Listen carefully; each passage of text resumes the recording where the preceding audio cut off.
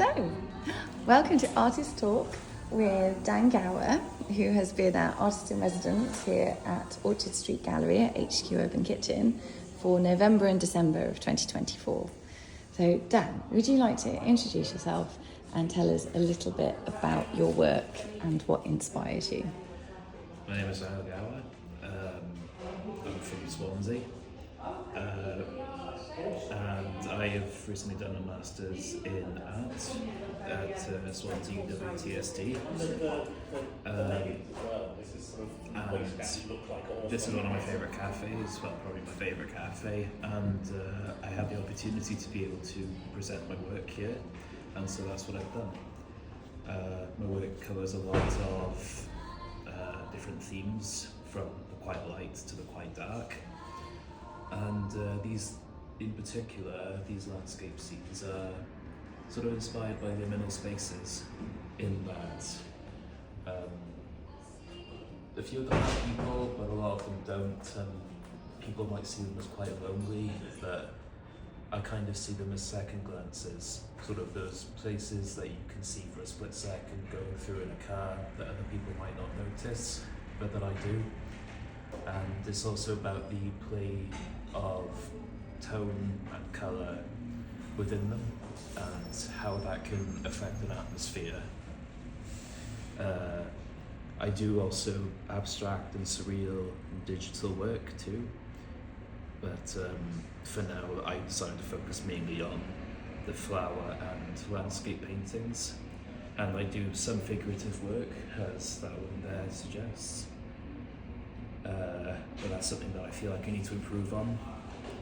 But and none of these places exist. They're sort of amalgamations of places that I've seen throughout my life, or places that are completely made up.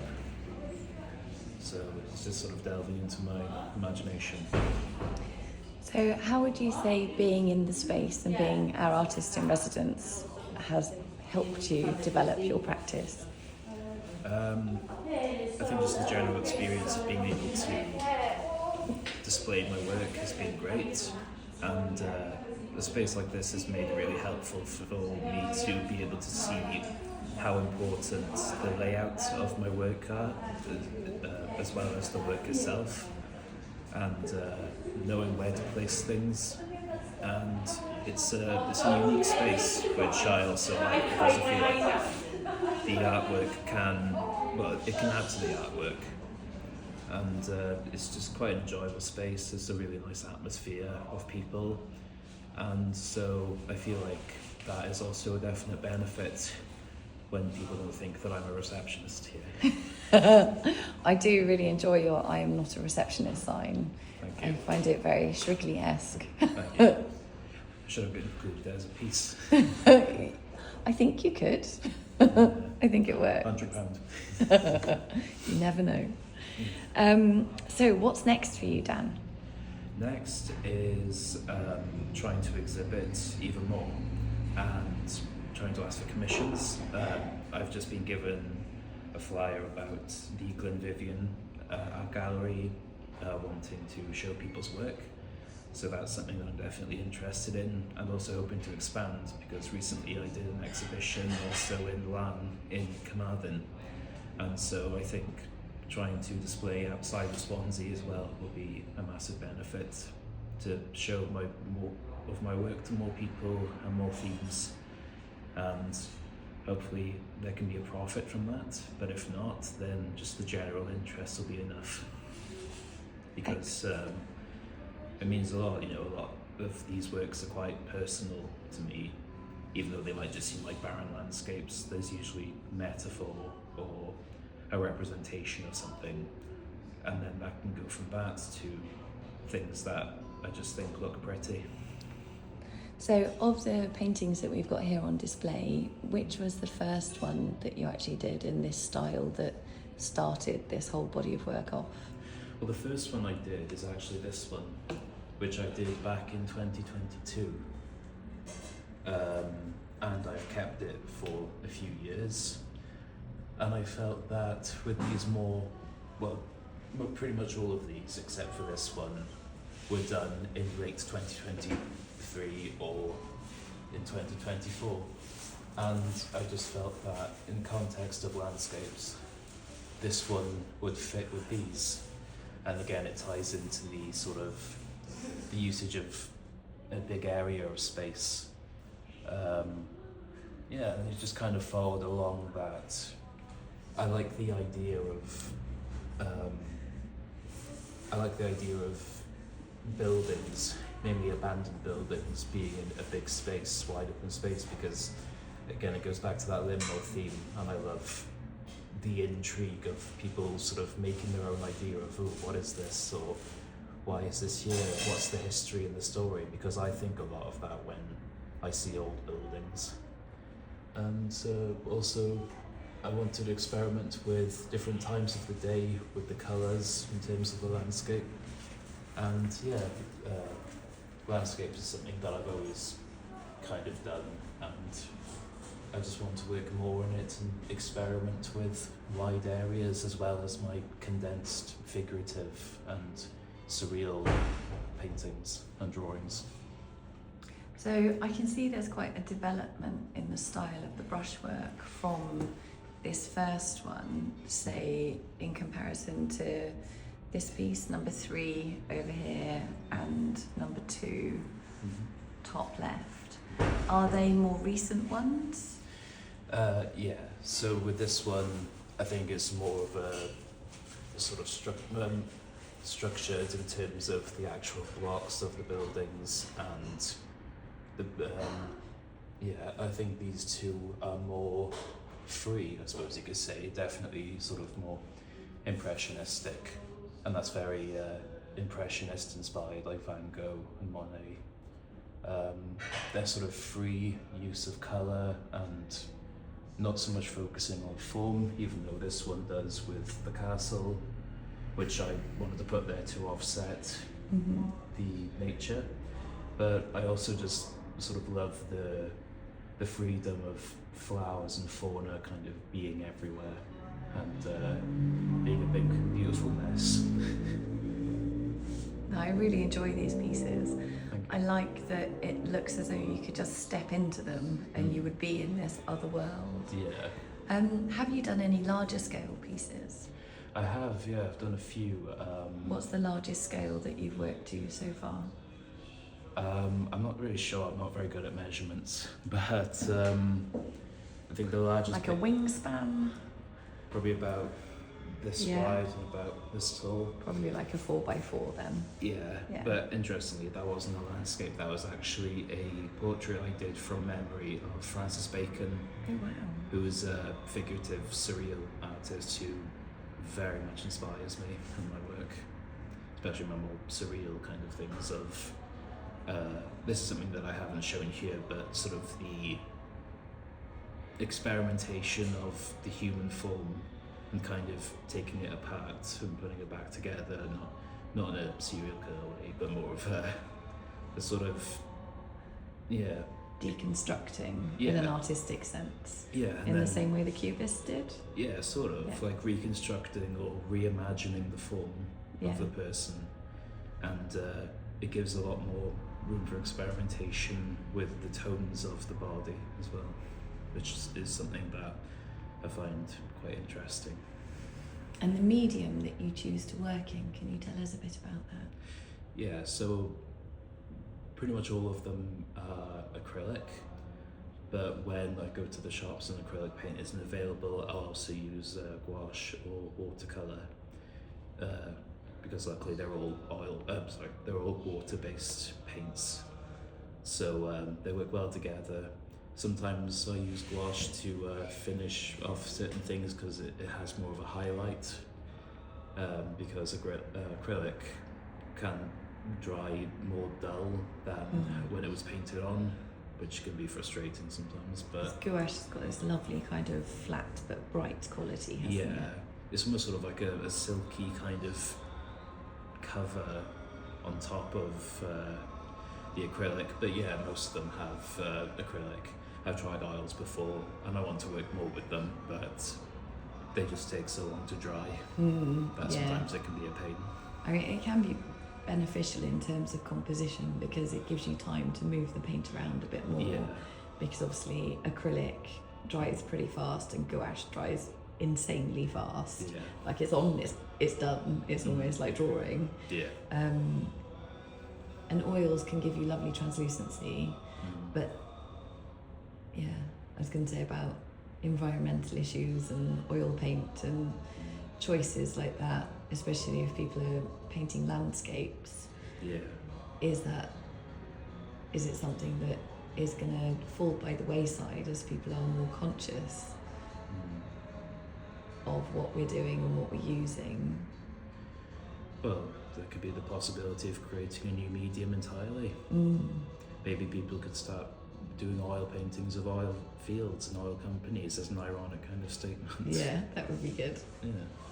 Have you had a go of making any of your own paints or pigments? I haven't, but I would love to try. I love watching videos of people getting the specific powders or the residue or whatever and mixing it in the pestle and mortar. I find it fascinating because I think that goes into me looking into colour theory and complementary colours and things like that. And on Instagram I've seen a lot of videos of professional colour mixers. I don't know what the actual term is of them doing it. Yeah. I tried making sort of more experimental colours by mixing more and more different colours together, but in actually making the colours, that's not something that I've tried yet, but Yeah. I would definitely try it if the opportunity arose. For you, which painting that you've got here today are you most pleased with in terms of development and how far your arts practice has come? Because I know for your undergrad degree you did music, so I don't know if you had done much visual art prior to that or if you're relatively new to visual arts. I mean, I've created art since I was about 2 years old. Oh, that's lovely. Yeah, in fact, I think my mother still has my first drawing I made when I was 2, which is just a scribble of crayon. But yeah, I've done artwork all my life, really. You know, my house is stuffed with papers and anything that I could draw on. In terms of my favourite, I don't know, I kind of like them all for different reasons, but I suppose maybe the top one up there is one of them, because I'm really proud of having a mostly dark painting, but being able to just capture the rim of light without making it look too artificial, and of the shadows underneath the flowers on the pot, which I know may sound like a simple thing, but being able to get it all in proportion is something that makes me really happy. Yeah, that's one of them. And I suppose this one's well for the same reason. Also, I'm very proud of this one here because I think that the structure works quite well. Yeah, that one's beautiful, and the way that you've captured the sky on this particular one as well. Thank you. It just works. And sometimes I can struggle with doing buildings the way that I want them to look, which is sort of old-fashioned and derelict. But I think with this one I really succeeded, and I wanted to make the building have an impact, but not be so all-encompassing that I disregarded the rest of the flowers and the clouds. But I think that, well, I hope people would think, but I personally think it's well balanced. Yeah. I'm quite proud of it. I really enjoy that one. Thank you. That top one, number one, still every time I look at it I see a face. Yeah.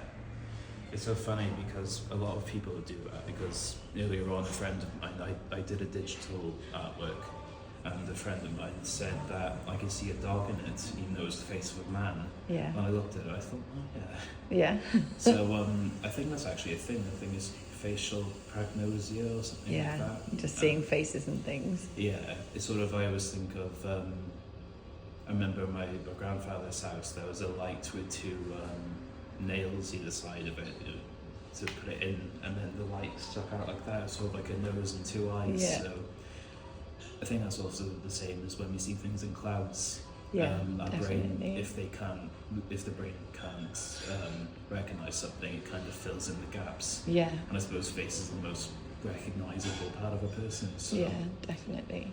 I think that can help with that as well, because I know Salvador Dali did a lot of landscapes, which if you step back and look, it amalgamates into a face, which I find fascinating. And his setup that he did with the sofa and the pictures on the wall, looking like Marilyn Monroe's face. Yeah. I really enjoyed that piece. And there's also things like Rene Magritte, who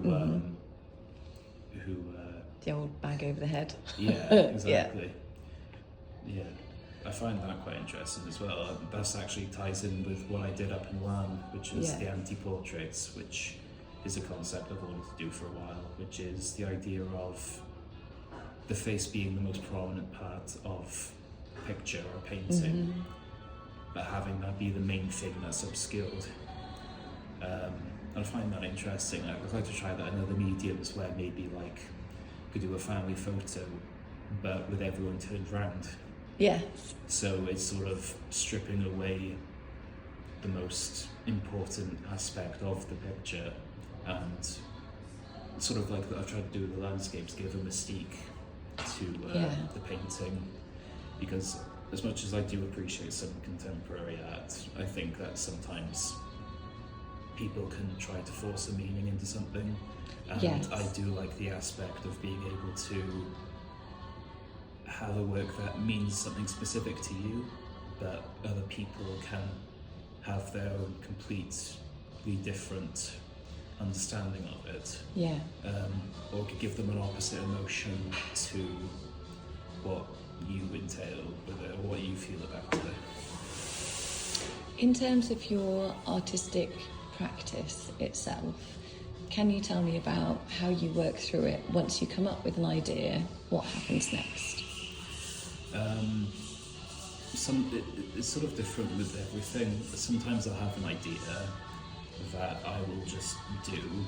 For example, with my drawings, surreal drawings, I'll just have two random words come together in my mind, and my brain just sort of goes, oh, okay, we're doing that. Yeah. But with the painting, sometimes with this, I do it quite subconsciously. And to bring it up again, I suppose like Francis Bacon, his idea of chance and accident happening, sort of a chaotic but structured image. And I spend a lot of time with tones and things like that. So I think a lot of it is just experimentation. But I think normally I have the skeleton of an idea, and then it's just filling in the blanks of it. Or then sometimes I could paint something and it could suggest another thing, and then completely the other way. Yeah. Or sometimes if it's abstract, I can just do what feels right, sort of emotive expression, possibly. So yeah, it's all sort of different, really. I suppose it just depends what it is on the day, or what the subject is or isn't.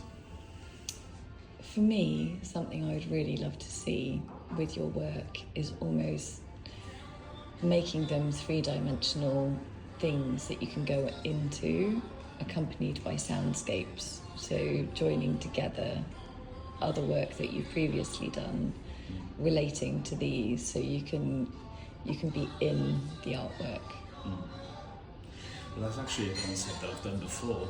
Ooh. On my YouTube channel. Okay.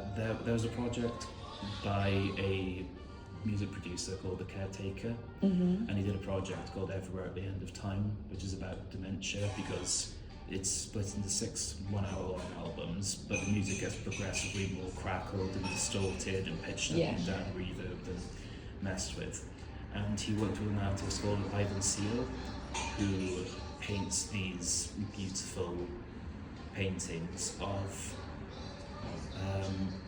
subjects where it looks like something you recognise, but you can't recognise it. So it's sort of meant to give that impression of, you think that there might be an identity there, but you don't actually know what the structure is. And I did something inspired by that, where I created, when I was doing my art degree, I created a series of paintings, and I did create music and soundscapes to go along with that. But aside from that, there was also landscape paintings that I did, and also real works in which I created work to go along with that as well. And sometimes when I put images up on Instagram, sometimes I'll put music by other people with those images, because I think that as long as it doesn't take away from the main image, but if it kind of informs it, or if it gives it an atmosphere, because I think music and art can work incredibly well together for a sensation basis, and sort of a multi-sensory, ethereal, atmospheric kind of thing. So, last question, well, actually maybe last two questions. One, if you continuing your artistic journey, so we can tick music, we can tick visual art, are you going into yet more new media that you haven't previously used? Yeah. Where are you off to next? I don't know. I thought about animation because I want to try as many different ones as I can. You know, I've done digital photography, visual art, sonic art, chalk, charcoal, graphite, just anything I can get my hands on. I know a lot of people are moving into AI art now, which I feel like that could be a whole discussion, because it's not something that I agree with. But yeah, I think just anything that's new, and I don't want it to seem like that's just to follow any fad or any cultural kind of leaning, but just I think the way that humans can express themselves is constantly evolving, and it's such an exciting thing to evolve with that process, and just maybe something more physical, because when I did my art degree I also did a glass making class, and so I got to try that more, making glass works. Pottery is something that I'd love to do, carpentry, working with metal. Actually I have a project in which I'm working with metal now, and maybe stained glass. So just really as many different mediums as I can, or ones that I can explore, or ones that I've never even heard of. So yeah, I think it's good just to not limit to, if there's one practice that a person prefers, then that's great, but it's never a bad idea to explore other avenues, because I think with other avenues can come other images, other ideas, which can lead on to something even more. Yeah. So yeah, more physical art, and maybe incorporating more music into my artwork. Yeah. So because there's I'm not going on too much. No, you're fine. There's a band called The Residents, and they're a very it's sort of like an artistic project within a band, because they combine multimedia with their music. And when CDs came out, they worked with CDs, or when Walkmans came out, they worked with them. They're constantly evolving their band and their music and their artwork with technology, and it's all surreal, and I love that there are these men in their 70s and their 80s who are still so fascinated by the evolution of artistic expression, and that's something that I hope to do, and I find them very inspiring, because they're very weird, and so am I. And that all the best people are, and that kind of that desire for continued education, and that search for knowledge, and wanting to experiment and explore and find new things within your area, and combining other things with your area of expertise in unusual ways with other interests that you've got as well, just to see what happens. And one more thing I forgot to mention is film. Yeah. Is that I'd absolutely love to create more. Well, I've had short film ideas before, but it's just a dream to make a sort of semi-feature length film. Yeah. What kind of genre? Probably horror or psychological thriller. Because that also goes into things like angles and lighting and things like that, which are art forms in themselves to me. And I look at the way certain things are done, and I love psychology, anything to do with psychology, and I look into how it affects people, and that's just fascinating to try and figure out the deep subconscious way of giving people the best scares and the best story and the best mystery that you can, but maybe also comedy, because I'm not always dark. Yeah. Even though it may seem like I'm miserable a lot of the time. You don't seem miserable to us. That's good. But I think also like maybe kitchen sink drama type thing, like real world type things, because also that could go into writing, because I do a lot of poetry and lyrics, and I've written a manuscript for a book, and I've written another one, and I'm currently working on one right now, and as much as I love abstraction, these are very tethered in reality and real world problems. So tell us a little bit about the characters in this manuscript you're currently writing. Okay, so the current one is about a brother and sister who find out who their parents pass away at the same time, unfortunately, and they discover that their parents have a house 2 hours outside of London that they didn't know about, and so they both go there, and it's the exploration of grief manifesting in different ways and different emotions, which it can, but because grief can be a lot of different feelings, not just sad. It can be anger, it can it's be one joy. of those personal universal experiences, isn't it? Everyone will react same but different. Yeah. And even one person's grieving process, each time they experience it, it's different again. Yeah, and I think that the house is sort of a space they don't recognise, and I think it can also be a metaphor for being trapped with someone who's going through the same experiences as you. So it's also an exploration of resentment, or why you love this person, or if this person ran away from the situation, which is what happens in the book. The sister runs away afterwards to go back to university, and that's a big element of the story, like an elephant in the room that they discuss. And I think it just comes from the complexity of human emotion and relationships, and how that interacts with each other. And it's also about liminal spaces, which I think ties into this as well, because I think that there can be a lot of emotion in the mundanity of certain things if people just look at it a bit more. Do you keep a journal, as in like a written journal, just recording things that you do each day? Yeah, so I use a lot of my phone memo for writing. I also have notepads, and I have an internal monologue that never shuts up. So this is essentially like a journal which just writes itself even if I don't think about it. Is your internal monologue kind? It's random. It can be nice, it can be horrible, but that also ties in with my mental health, because I have OCD, but quite mentalized OCD. So, my brain just is constantly obsessing and ruminating and thinking and scenarios and this and that and quandaries and theories and pondering, and that's all the time. It can be nice though sometimes. It gives me a very vivid imagination, which can be helpful. Not so much when I have intrusive thoughts with OCD, which can be horrific.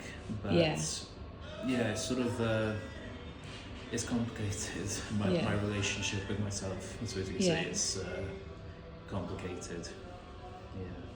Well, unfortunately, it's like a couple. You can't take a break from yourself, really.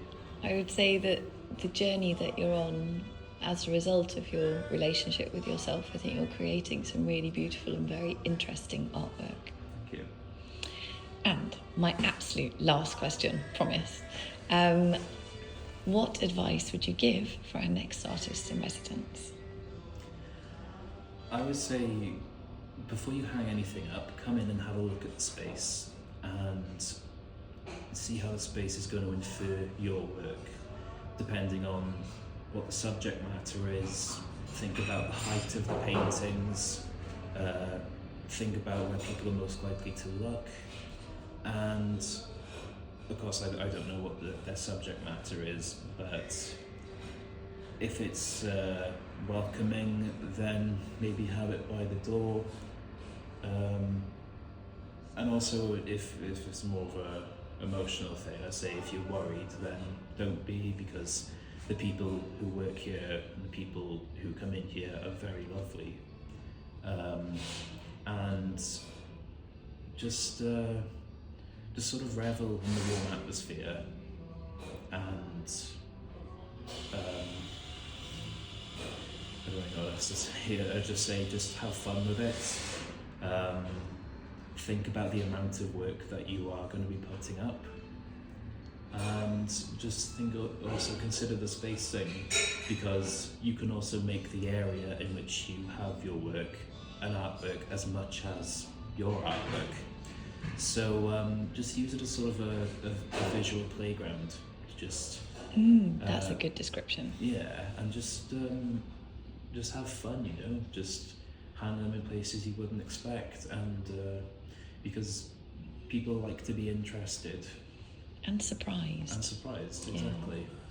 And yeah, that's the main thing I say, is just to have fun with it. And if you don't want to explain your work, you don't have to. No. And if you do, then absolutely go for it.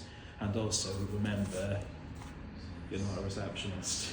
So if people come around saying thank you, just nod to them and try not to charge them for a ticket. Dan Gower, you've been an absolute legend. Thank you so much. Cheers.